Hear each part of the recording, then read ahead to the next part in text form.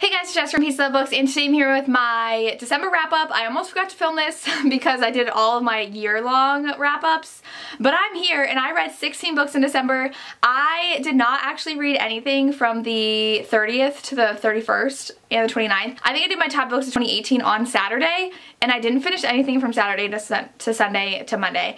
I got a really bad headache on New Year's Eve, which was really annoying because I never stay up until midnight, and I was like, I'm gonna get so much reading done, and I didn't. And I started a book that I will include at the end of this video that I was reading and I hated.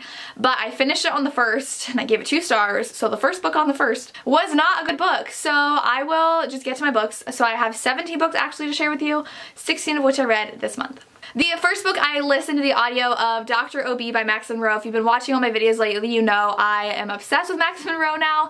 I flew through this whole series actually, and I just finished the first book in another one of their series on audio. They're so easy to just binge and love. This is a series about doctors being in a documentary series and how it's portraying them, how they don't want them to, and this one is about a doctor and his new OB nurse, and they hire her because everyone else wants to get a job to see the famous Dr. Will Cummings, and she's like, who is he? So it's a very cute, adorable romance. I loved it. I will say the ending, there was some unnecessary drama that didn't really make sense to me that my sister also agreed on. She ended up listening to this too because I told her to, but I gave it 4 out of 5 stars. I still really enjoyed it.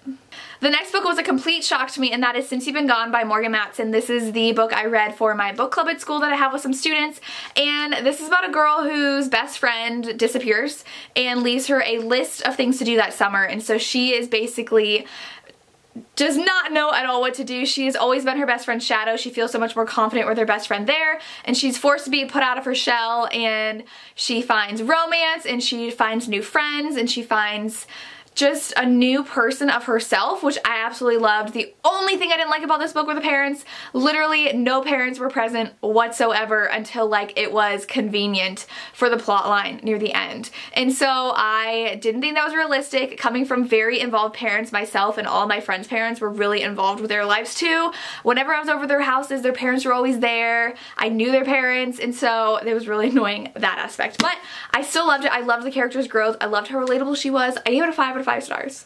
Next, I read Hotshot Doc by R.S. Gray. I was given an e-arc of this to review. I get all of R.S. Gray's e-arcs to review.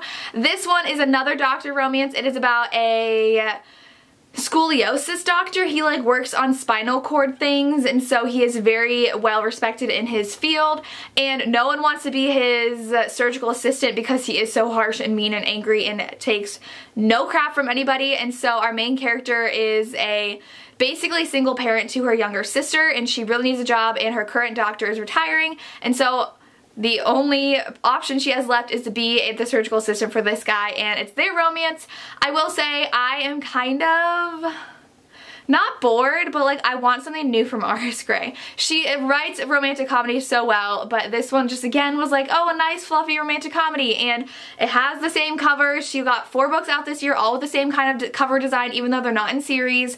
I just want her to do something different. I gave it a 4 out of 5 stars. I think I got a little boring near the end, and I didn't like how much our main character flip-flopped from being like super mean and like angry enemies with the main character to like all of a sudden being super nice. So I gave it a 4 out of 5 stars, but I just want something new from R.S. Gray. That's all I have to say. Next, I read Kissing Tolstoy by Penny Reed. I did read this during the Tis the Season-a-thon. I think I have a vlog. I do have a vlog for that. I'll link it down below. This one is a super short book, and it is a student-teacher romance in college, and this girl meets this guy, and then the next day realizes it's her professor. It's her Russian lit professor, and it was cute. I do think it was a little too short, and there wasn't enough angst in my opinion. I gave it 4 out of 5 stars. I still really liked it. It was a really fast, fun read, but I kind of wanted a little bit more. Next, I read The Trouble with Christmas by Debbie Mason. I actually have a physical copy, but I gave it to my mom to read. This was given to me by Forever Romance to read and review, and this is actually a Hallmark movie as well, so I watched that too.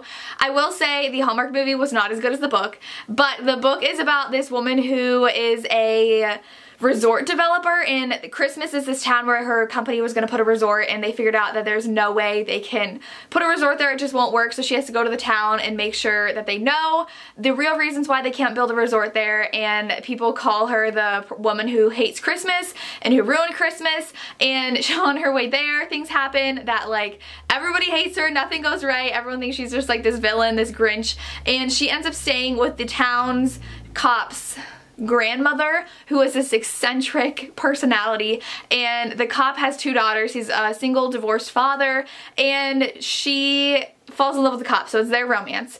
And I love this book up until the 300-page mark, and then after that there was such unnecessary drama that they didn't even include in the movie. And the movie, though, did not include the eccentric personalities that were in the book, which was my favorite part. I loved all the characters, I loved the romance. I gave it 4 out of 5 stars because the ending was a little bit too much, but it was a really cute Christmas romance. The next book I read was Dr. ER by Max Monroe. I listened to this on audio, and this is about an ER doctor who is part of the documentary series. He actually embraces the personality that the documentary series has created for him, and he is loving all the attention he's gotten from it, and his romance is with a journalist who is actually trying to get the scoop on him, and they end up falling for each other, but there is also drama. I give it a 4 out of 5 stars. This series is just so fun. It's not like the most amazing series ever. I'm not giving them 5 out of 5 stars. Like, I would reread them again, but they're just so fun, and if you like a light, fluffy, fun romance, you should read the series. I gave it a 4 out of 5 stars.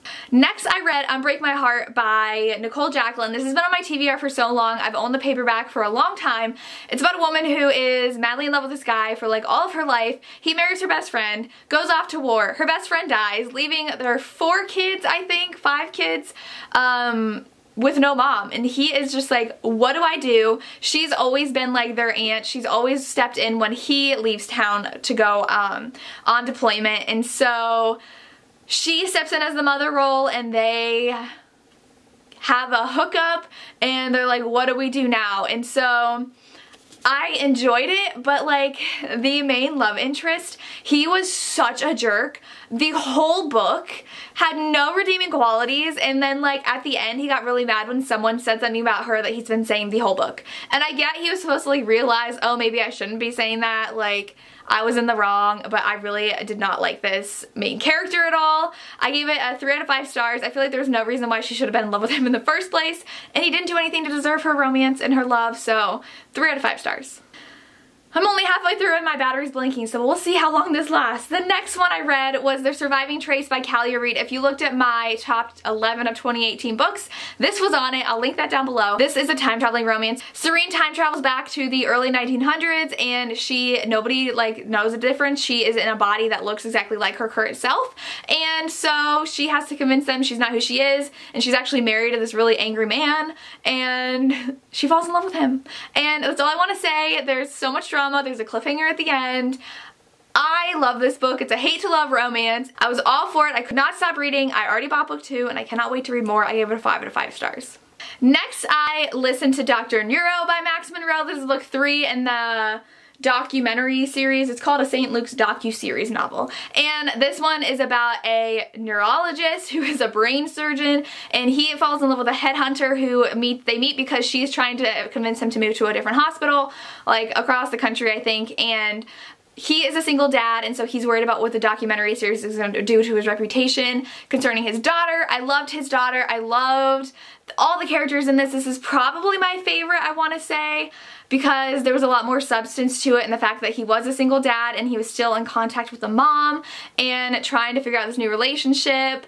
I really enjoyed it. I gave it a 4 out of 5 stars still, because like I said, there's nothing like that blew me out of the water, but I still really love the series, and I definitely recommend checking it out. Also, since books 2 and 3 did not have to do, the love interest was not part of the hospital life, there was not as much hospital scenes as I wanted there to be. I loved how book 1, a lot of them took place at the doctor's office because like they worked together. I wanted a lot more of that with the other books, but didn't get it. Next, I picked up If We Were Villains by ML Rio, and I gave this a 2 out of 5 stars. I don't get why it was so popular. Kayla from Books and Lala put this in her top reads of the year, and I was just like, I don't get it. This is about a group of students who are at an acting school that specializes in Shakespeare, and it begins ends with this guy getting out of jail and him telling the story of what actually happened, of how one of them died. And I thought they were all pretentious. I thought there was nothing surprising about this. I was so bored through the whole thing, and the ending wasn't surprising whatsoever. I saw that coming from a mile away. It was just not good at all. I gave it a 2 out of 5 stars. I just didn't get it. I do have a reading vlogs for that book, the next book, and the next book I'm talking about, and the next book I read was Lover Unbound by J.R. Ward. This is Vicious's story, which I've been waiting for a long time for, and I absolutely loved it. He falls in love with a human doctor. These are about vampires, if you didn't know. This is book 5 in the Black Dagger Brotherhood series. They're amazing. I give it a 5 out of 5 stars. I loved Vicious so much and how damaged he was. He's fallen in love with a human. I love that storyline of the vampire with the human, because they're like, how's this gonna work? I shouldn't love you, but he does.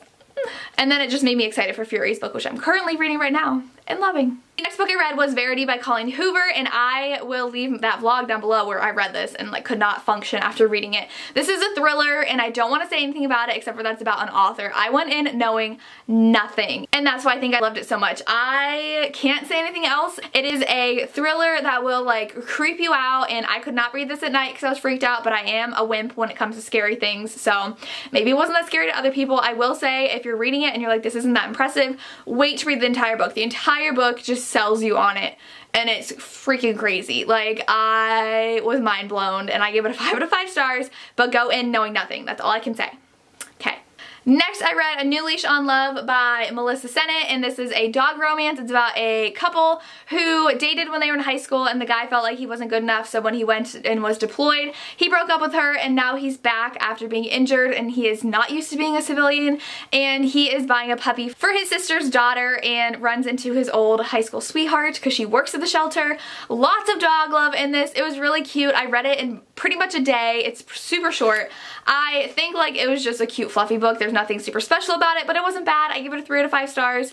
I enjoyed it. It was a fun read. Next, I read Clockwork Princess by Cassandra Clare. I decided to finally finish the series, and I liked it, but I'm giving it a 4 out of 5 stars because of the ending. If you know the ending, you know how annoying that is, that this character just gets to get away with everything that she wants to, and everyone's just like, oh great, cool, we'll just like do whatever you want to do.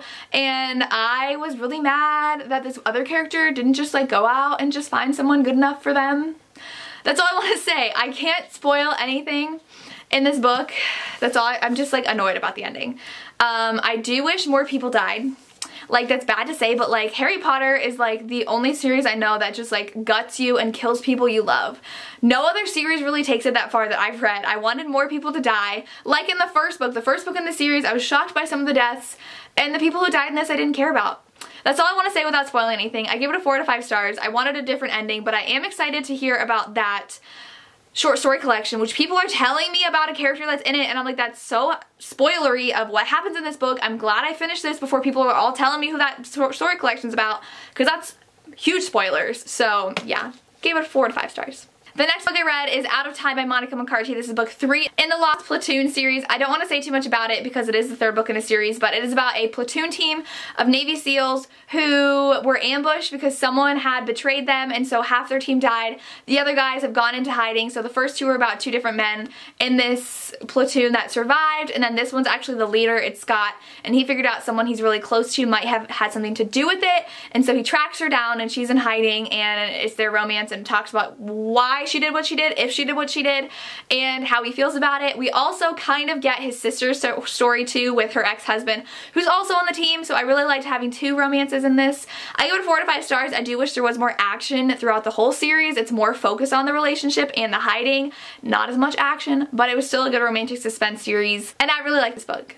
The next book I have also made it on my top 11 of 2018, and that is Right Where I Want You by Jessica Hawkins. This is a hate to lovers office romance, and it was so cute. It is about Sebastian, who is the creative director for a men's magazine, which is kind of going under. They're having problems because a newspaper, journal, whatever, published something about how much of playboys the men who work in the magazine are, and in the time of feminism and female power, no one's buying their magazine anymore because they don't want to support that kind of character. So they bring in Georgia, whose job is to help bring companies back around who are slipping, And so Sebastian doesn't need that. He doesn't want that. He's like, no, this is my company. Go away. You're changing our whole values of our magazine. And it's their romance. I will say there are dogs in here and there are adorable things, and Sebastian is like the perfect boyfriend. I loved him so much. I really enjoyed this book. It had such great chemistry between the two characters, good pacing. It was believable in the fact that it was enemies to lovers. It wasn't like a switch, and it was also like, okay, I believed his struggle coming to terms with the fact that he likes Georgia. It was really good. 5 out of 5 stars. The last book I have to share with you, I finished on the first day of January, but I want to show it with you because this is the pick what I read next for December, and that is The Wrath from the Dawn by Renee Ahdieh. I gave this a 2 out of 5 stars. If I did not know the synopsis going in, I would have been completely lost. It's about a king who takes a new wife every day and kills her by the morning, and this girl has volunteered to be the next queen because she wants to get revenge on the fact that he had killed her best friend. The writing was so confusing. I had to reread certain scenes like 3 times just to see like, oh, that actually happened. Like, I feel like it was too fluffy, flowery of writing with no actual explanation of what happened. I think that the characters didn't really make sense. I didn't buy the romance at all, and someone told me this wasn't a romance. The whole plot centers around the romance. I don't want to spoil anything, but like, characters make decisions because of the romance. And I'm like, this doesn't make sense. You don't even know him. You like barely talked to him, and now you're like, oh, I'm kind of feeling things for him. And she's so determined to get her revenge, but like never does. I don't want to spoil anything. I'm just like, I was so bored and so confused, and I didn't want to have to pay such close attention to a YA book that like I was just confused on the whole time. I just didn't like the writing style. The characters didn't click with me. The romance did not work at all. I gave it 2 out of 5 stars. I was not impressed, and I don't get why this has over 4-star rating on Goodreads. Maybe I missed something, but I was not into this. And that is my December wrap up. Let me know down below if you've read any of these and what your thoughts were or what you read in December. I would love to hear. As always, thank you so much for watching and have a good day.